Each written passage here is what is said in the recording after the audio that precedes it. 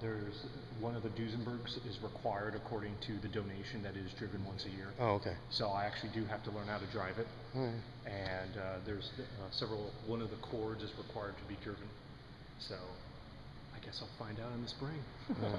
Well, when I was at the Lingenfelter collection, Ken had stopped in to see me, and I made the mistake of not asking him.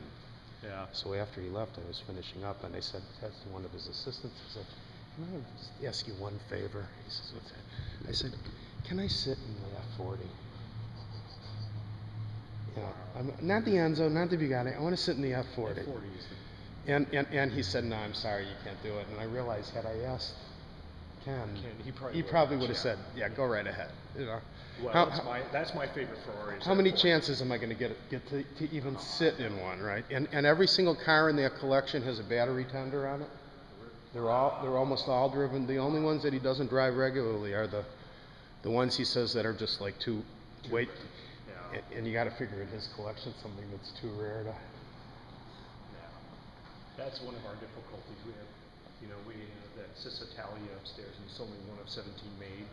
Oh, is that what that is? Cis Italia? I wasn't sure what that was. Yeah. So, but that will actually, I'm sure that will never be driven. So. Well, it's funny. It's like people say,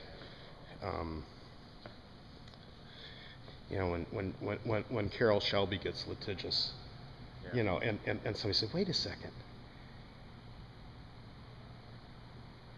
He ripped off, Ace ripped off Pininfarina, who ripped off whoever did the original Cis Italia. I don't know if it was a Pininfarina or one of the other guys, but whoever did that original Pininfarina coupe, those lines have been borrowed by a lot of stylists. I mean, and I'll tell you something. You see that the Packard Predictor in the studio, Pontiac, Ford.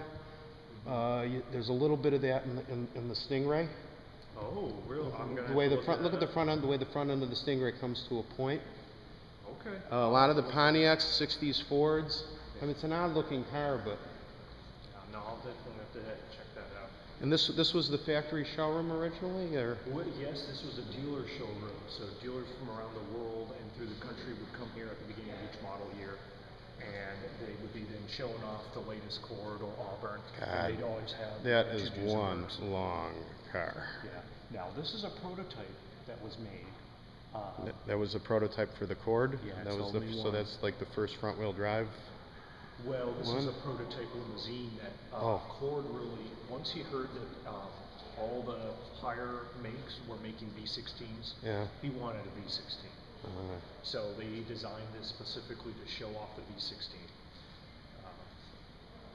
This was supposedly supposed to be destroyed. Yeah, it's funny, the who killed the electric car, the old Detroit conspiracy stories. Yeah. It's like they don't know. They've been crushing cars for 100 years. That's what they do. They crush cars. Yeah. The story goes, EL was concerned about the competition finding about this new V16 and the design, and he was worried it was going to cause more issues. Yeah, it's funny. He was so successful in so many things, and he just walked away from the car business. Yeah. He basically just says, well, it's not doing as well as I was hoping, so he moved on. You know the story of the F88 Oldsmobile? Yes. Is it the F88 that ended up with Cord? One of the Motorama cars he got, and it's been, and Joe Bort's got a hold of it and restored it. Yeah, now it's that's the one out at Deepway, right? I don't know. He's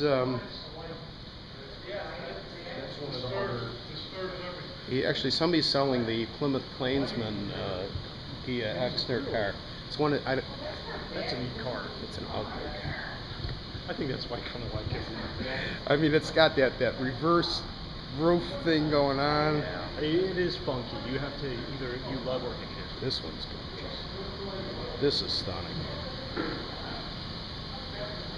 Probably hard to keep clean, but.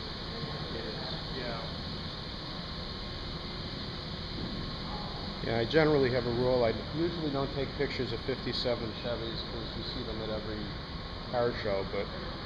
Well, the nice thing about this is an early model with the 261. Oh, it's got have the. the 283. So it's got the. It was just before they switched over.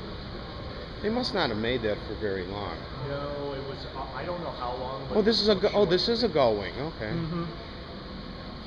And of course, you know what's famous about talking about Carroll Shelby. Yeah. I mean, Sunbeam asked him to shoehorn the V8 into the Sunbeam. The Get Smart car. Yeah.